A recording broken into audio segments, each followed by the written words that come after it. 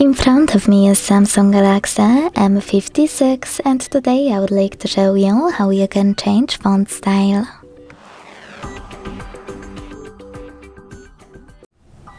Begin by opening settings and scrolling down a tiny bit to hit display.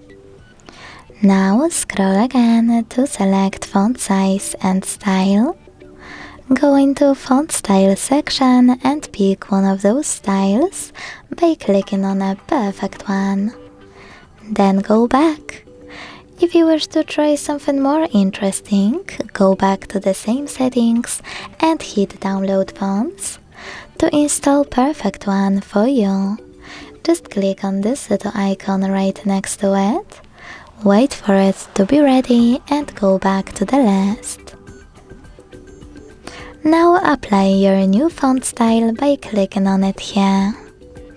Thanks so much for watching. If you enjoyed this video, leave a like, comment and subscribe. Bye!